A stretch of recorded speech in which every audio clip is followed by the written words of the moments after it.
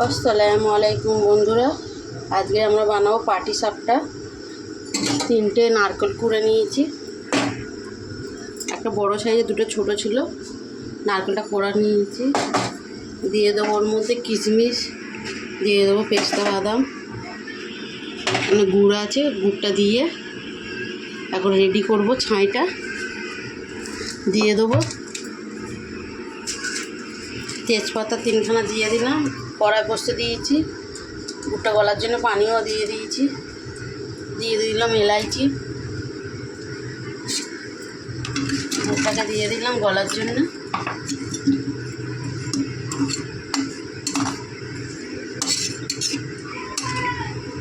গুড়টা গলে গেছে, দিয়ে দিচ্ছি কিশমিশ, পেস্তা বাদামগুলো এরকমভাবে ভেঙে নিয়েছি শিলে দিয়ে, ঠুকে ঠুকে।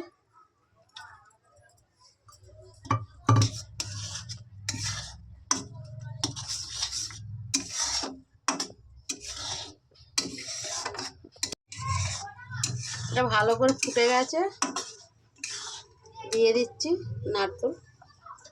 নারকেলের ছাই মারার জন্য।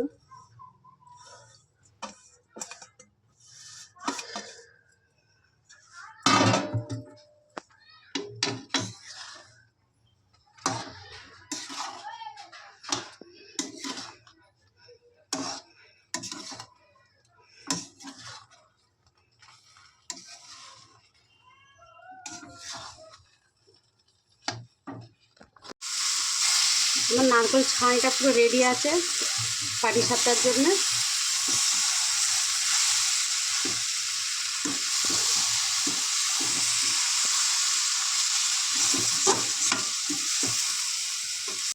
হয়ে গেছে, নামিয়ে নিলাম।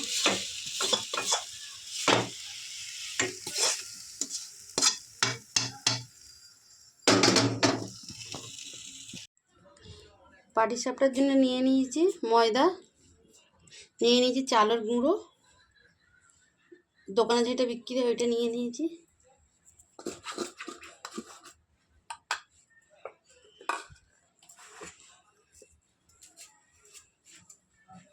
দিয়ে দিলাম লবণ,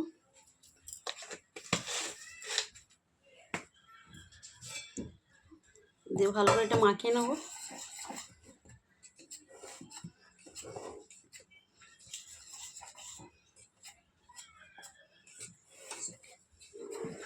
ময়দা চালের গুঁড়োটা ভালো করে মিক্স করে দিলাম, লবণও দিয়েছি। এখন দিয়ে দেবো জল,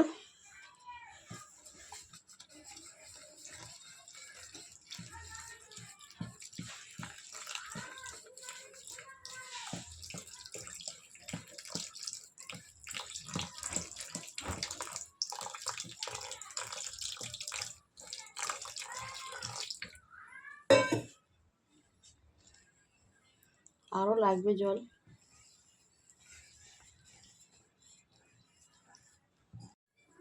গোলাটা গুলে নিয়েছি, এইভাবে গুলে নিয়েছি, না পাতলা না গাঢ়। তাওয়াটা বসিয়ে দিয়েছি, আমার কাছে বেরাস নেই বলে পেঁয়াজটা নিয়েছি। যারা নিরামিষ খায় তারা আলু কেটে নিতে পারে, কি বেরাস থাকলে বেরাস ব্যবহার করতে পারবে, আমার বেরাস নেই।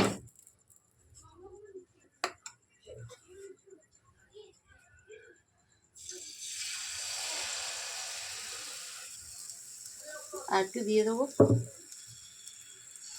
হালকা হাতে ঘুরিয়ে নেবো।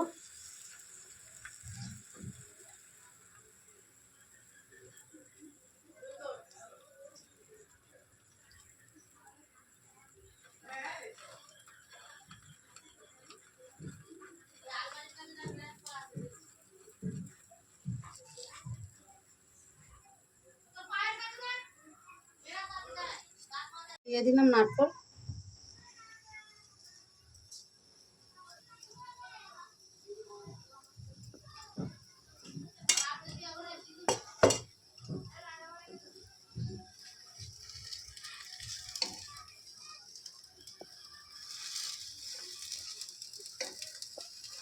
এইভাবে সবগুলো করে নেব। আর একটু হবে,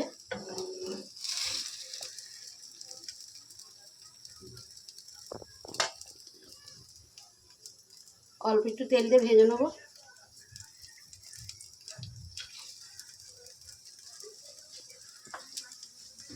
এইভাবে ভেজে নিয়েছি, সবগুলো ভেজে নেবো এইভাবে।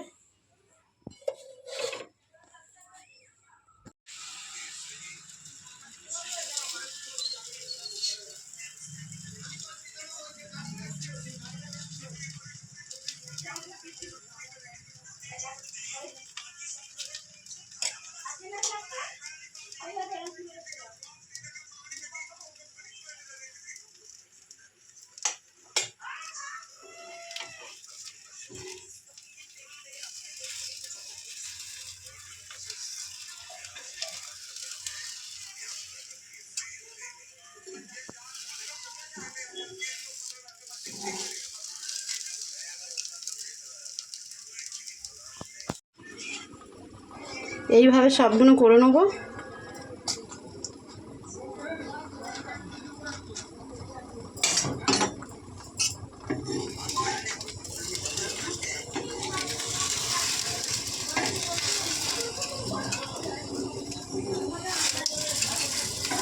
মুখগুলো আটকে দেবো, না ছাইগুলো বেরিয়ে যাবে।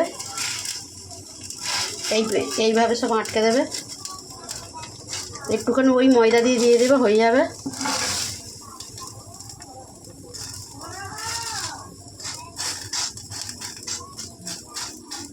এইভাবে অল্প করে ময়দা দিলে মুখটা আটকে যাবে।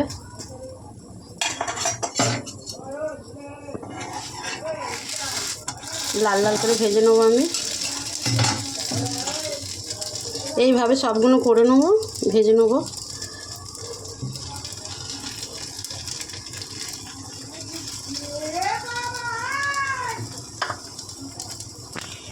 এইভাবে সবগুলো ভেজে নিয়েছি।